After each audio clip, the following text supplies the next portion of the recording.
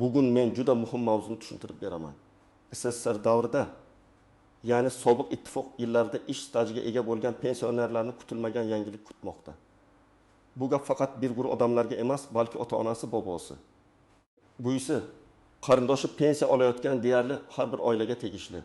Chunki eski ish staji to'g'ri hisobga olinmasa, odam yillar davomida o'ziga tegishli bo'lgan pulni kam olib kelgan bo'lishi mumkin. Shu sababli videoni oxirigacha ko'ring. Hoziroq kanalga obuna bo'ling va like bosib qo'ying. Chunki men bugun oddiy tilda aniq misollar bilan nimalarga e'tibor berish kerakligini tushuntiraman. Men ko'p yillardan beri pensiya masalalarini kuzatib kelaman va eng ko'p uchraydigan muammo shuki, odamlar SSSR davridagi ish staji allaqachon avtomatik hisoblangan deb o'ylaydi. Aslida esa har doim ham bunday emas. Avval ko'p ma'lumotlar mehnat daftarchasi orqali tasdiqlangan. Mehnat daftarchasi korxona nomi, ishga qabul qilingan sana, bo'shagan sana, lavozim va muhr bo'lsa, odatda bu staj sifatida qabul qilingan. Lekin yillar o'tishi bilan korxonalar yopildi. Nomlari o'zgardi. Arxivlar boshqa joyga ko'chirildi, ayrim hujjatlar yo'qoldi yoki yozuvlar xato kiritildi. Oldin pensioner pensiyaga chiqqanda ko'pincha bor hujjatlar asosida pensiya tayinlangan. Agar biror yil tasdiqlanmagan bo'lsa, odamga hujjat topilmasa, hisobga qo'shilmaydi deb aytilgan. Ko'pchilik esa charchab ortiqcha yugurishni istamagan. Natijada 3 yil, 5 yil, ba'zan 10 yilgacha ish staji pensiya hisobida ko'rinmay qolgan. Hozir esa vaziyat asta-sekin o'zgaryapti. Arxiv ma'lumotlarini qayta tekshirish, elektron bazalarni solishtirish, eski korxona hujjatlarini tiklash va pensionerning murojaati asosida pensiyani qayta ko'rib chiqish imkoniyatlari ko'proq muhokama qilinmoqda. Bu yerda syurpriz deganda men bir narsani nazarda tutyapman. Ko'p pensionerlar o'z pensiyasini qayta tekshirtirganda ilgari hisobga olinmagan SSSR davridagi staj topilishi mumkin. Bu esa pensiya miqdoriga ta'sir qilishi, ayrim hollarda qo'shimcha to'lov yoki kelgusidagi oylik pensiya oshishiga sabab bo'lishi mumkin. Lekin bu avtomatik ravishda hammaning pensiyasi oshadi degani emas. Asosiy masala, sizning ish stajingiz hujjatlar bilan tasdiqlanganmi? U pensiya hisobida bor yo'qligi tekshirilganmi va ilgari xatolik bo'lmaganmi? Endi kimlar eng ko'p e'tibor berish kerakligini batafsil tushuntiraman. Birinchi navbatda 1990 va 1990 yillarning boshlarida ishlagan pensionerlar o'z hujjatlarini tekshirtirishi kerak. Ayniqsa kolxoz, sovxoz, zavod, fabrika, qurilish tashkiloti, temir yo'l, tibbiyot, ta'lim, kommunal xo'jalik, aloqa, savdo yoki davlat idoralarida ishlaganlar orasida hujjat muammosi ko'p uchraydi. Sababi o'sha davrda ko'plab tashkilotlar keyinchalik tugatilgan yoki qayta tashkil etilgan. Masalan, bir pensioner ayol 1992 yildan 1990 yilgacha tikuv fabrikasida ishlagan. Mehnat daftarchasida ishga kirgan sanasi bor, lekin bo'shagan sanasidagi muhr noaniq. Pensiya tayinlash vaqtida shu davrning faqat 5 yil hisobga olingan. Qolgan yillari arxiv tasdiqi yo'qligi sababli chetda qolgan. Agar u hozir arxivdan tasdiqlovchi ma'lumotnoma olsa, uning umumiy ish staji oshishi mumkin.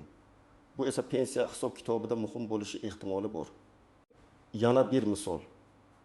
Erkak kishi 1978 yildan 1986 yilgacha qurilish boshqarmasida ishlagan. Keyin 1986 yildan 1992 yilgacha boshqa tashkilotga o'tgan.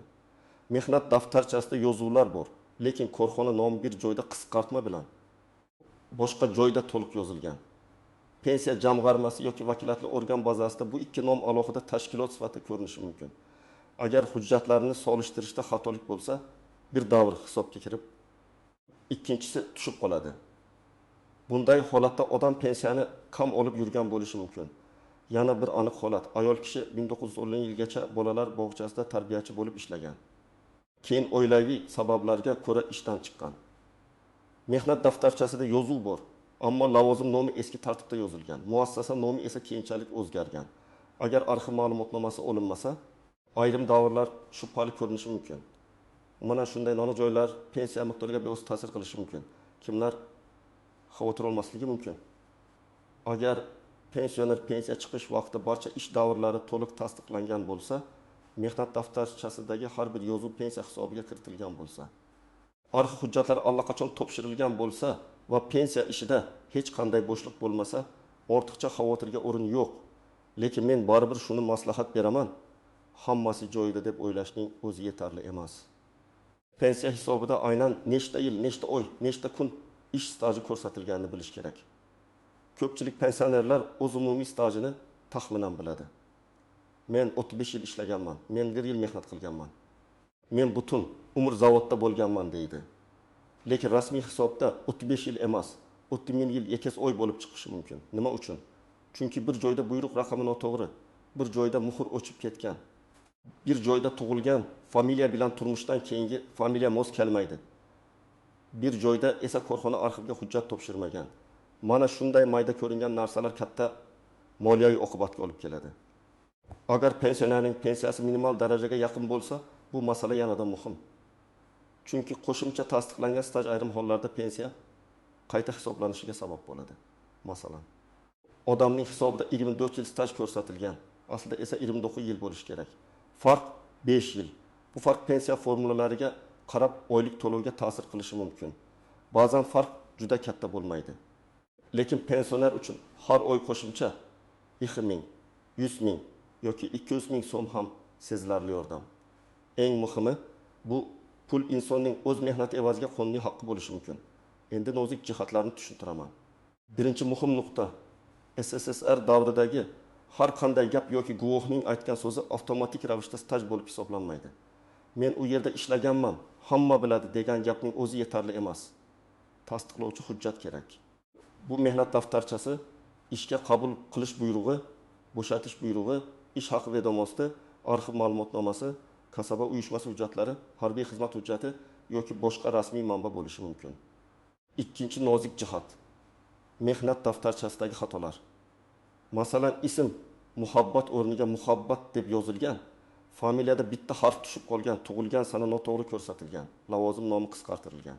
Bunday xatolarni ko'rib, odam vahimaga tushmasligi kerak. Ko'pincha buni qo'shimcha hujjatlar bilan tasdiqlash mumkin.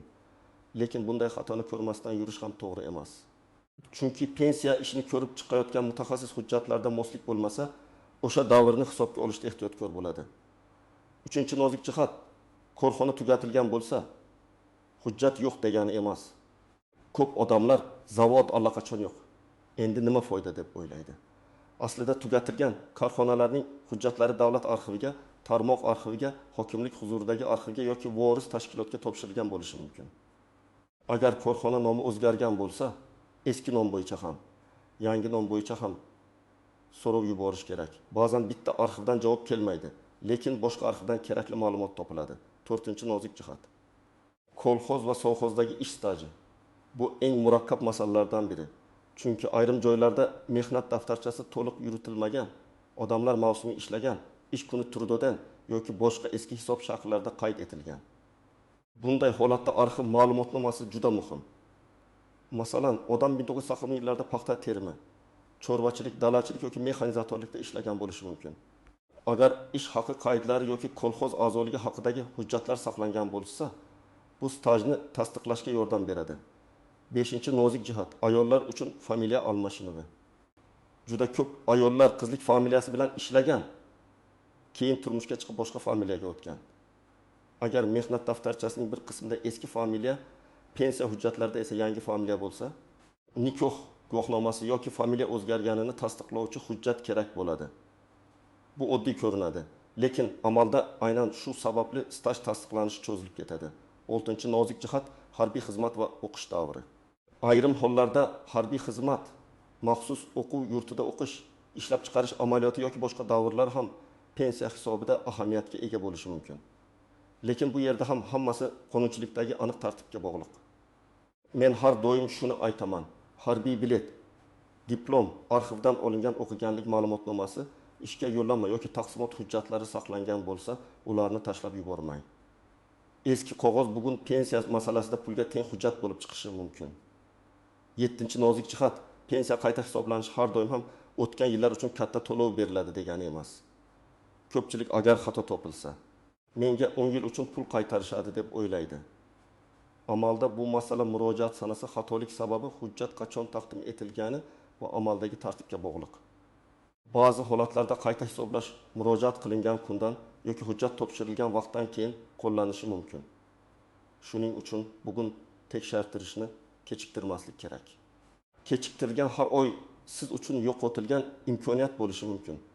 8-nozik jihat firibgarlardan ehtiyot bo'lish. So'nggi yillarda men pensiyangizni oshirib beraman. SSSR stajingiz uchun katta kompensatsiya chiqaraman. Oldindan pul bering, hujjatlaringizni hal qilaman deydigan odamlar ham uchraydi. Men bunday va'dalarga ishonmaslikni qat'iy tavsiya qilaman. Pensiya masalasida rasmiy idora, Davlat xizmatlari markazi, pensiya jamg'armasi bo'limi, arxiv va qonuniy vakil orqali ish ko'rish kerak. Hech kimga pasport nusxasi, bank karta ma'lumotlari yoki ishonchnomani o'ylamasdan bermang. Endi nima qilish kerakligini aniq aytaman. Birinchi qadam, uyda barcha hujjatlarni yig'ing. Mehnat daftarchasi, eski buyruq nusxalari, ish haqi ma'lumotnomalari. Harbiy bilet, diplom, nikoh guvohnomasi, familiya o'zgargan hujjat, eski kasaba uyushmasi bileti, faxriy yorliq, mukofot hujjatlari, korxonadan berilgan ma'lumotnomalar.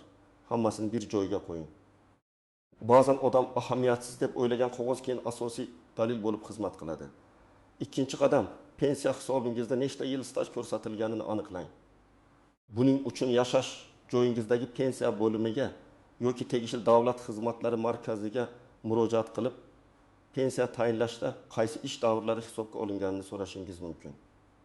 Men tavsiya qiladigan eng muhim narsa og'zaki javob bilan cheklanib qolmang. Imkon bo'lsa yozma tartibda ma'lumot so'rang. Chunki yozma javob keyingi harakatlar uchun asos bo'ladi. Uchinchi qadam. Mehnat daftarchasini rasmiy hisob bilan solishtiring. Masalan, mehnat daftarchasida 1979 yil 20 martdan 1997 yil 11 iyungacha bir korxonada ishlaganingiz yozilgan bo'lsa, pensiya hisobida ham shu davr to'liq ko'rsatilganmi? Tekshiring. Agar u yerda faqat 1905 yildan boshlangan bo'lsa yoki 1905 yilda tugagan deb ko'rsatilgan bo'lsa, demak 2 yil yoki undan ortiq davr tushib qolgan bo'lishi mumkin. 4-qadam. Arxivga so'rov yuboring. So'rovda korxonaning eski nomini, taxminiy manzilini, ishlagan yillaringizni, lavozimingizni, o'sha paytdagi familiyangizni va tug'ilgan sanangizni aniq yozing. Agar korxona nomi o'zgargan bo'lsa, buni ham ko'rsating. Masalan, 1903 yildan 1990 yilgacha falon tikuv fabrikasida tikuvchi lavozimida ishlaganman. O'sha paytda familiyam falon edi. Ish stajimni tasdiqlovchi arxiv ma'lumotnomasi berishingizni so'rayman deb yozish mumkin. 5-qadam. Agar arxiv hujjat topilmadi deb javob bersa, shu bilan to'xtab qolmang. Qaysi arxivga yana murojaat qilish mumkinligini so'rang. Korxonaning voris tashkiloti bormi? Tuman yoki viloyat arxivida hujjat bormi? Tarmoq arxivlar saqlanganmi? Bularni aniqlash kerak. Ba'zan birinchi javob salbiy bo'ladi, lekin ikkinchi yoki uchinchi manbadan kerakli dalil topiladi. 6-qadam, hujjatlar topilgach, pensiyani qayta ko'rib chiqish haqida ariza bering. Arizada o'zingizni tanishtiring, pensiya oluvchi ekaningizni yozing. Yangi topilgan hujjatlar asosida ish stajingizni qayta hisobga olishni so'rang. Arizaga arxiv ma'lumotnomasi, mehnat daftarchasi nusxasi, shaxsni tasdiqlovchi hujjat nusxasi va kerak bo'lsa boshqa tasdiqlovchi hujjatlarni ilova qiling. Arizani topshirganda qabul qilingan sanasi va raqamini olib qo'ying. 7-qadam, javobni kuting va natijani tekshiring. Agar pensiya qayta hisoblangan bo'lsa, yangi miqdor qanday shakllanganini tushunishga harakat qiling. Agar rad javobi berilsa, rad etish sababi yozma bo'lishi kerak. Hujjat yetarli emas, davr tasdiqlanmadi, qonunchilikka ko'ra hisobga olinmaydi kabi sabablar aniq ko'rsatiladi. Shundan keyin hujjatni to'ldirish. Yugurib turuvchi organga murojaat qilish yoki huquqiy maslahat olish mumkin. Men yana bir amaliy maslahat beraman. Hujjatlarning asl nusxasini hech qachon nazoratsiz qoldirmang. Nusxa topshiring. Aslini faqat ko'rsatish uchun olib boring. Har bir topshirilgan ariza va hujjatning nusxasini uyda saqlang. Telefon orqali aytilgan gaplarga emas, yozma javoblarga tayaning. Chunki pensiya masalasida vaqt o'tadi. Xodimlar almashadi, lekin yozma hujjat sizning qo'lingizda dalil bo'lib qoladi. Yana bir muhim jihat, farzandlar va nevaralar bu ishda yordam berishi kerak. Ko'p pensionerlar arxivga borish, ariza yozish, elektron xizmatlardan foydalanish, eski hujjatlarni tartibga solishda qiynaladi. Agar sizning ota-onangiz yoki buyingiz SSR devrida ishlagan bo'lsa, ularga o'zingiz boring demang. Birgalikda hujjatlarni ko'ring. Davrlarni yozib chiqing. Qaysi yillar qayerda ishlaganini jadval qilib oling. Bu oddiy yordam oilangizga real moddiy foyda keltirishi mumkin. Bugungi mavzuning eng muhim xulosasi shuki, SSSR davridagi ish staji ko'plab pensionerlar uchun hali ham katta ahamiyatga ega. Agar bu staj to'liq hisobga olinmagan bo'lsa, pensiya miqdori kam belgilangan bo'lishi mumkin. Eng katta xato baribir foydasi yo'q deb qo'l siltash. Men ekspert sifatida aytaman. Hujjat bor joyda imkoniyat bor, tekshiruv bor joyda natija bo'lishi mumkin. Agar siz yoki yaqinlaringiz 1970 yo'q demang. 1990 yillar boshida ishlagan bo'lsangiz, mehnat daftarchasini, arxiv ma'lumotlarini va pensiya hisobini albatta solishtiring. Fikringizni izohlarda yozing. Sizda SSSR davridagi ish staji hisobga olinganmi? Yoki muammo bo'lganmi?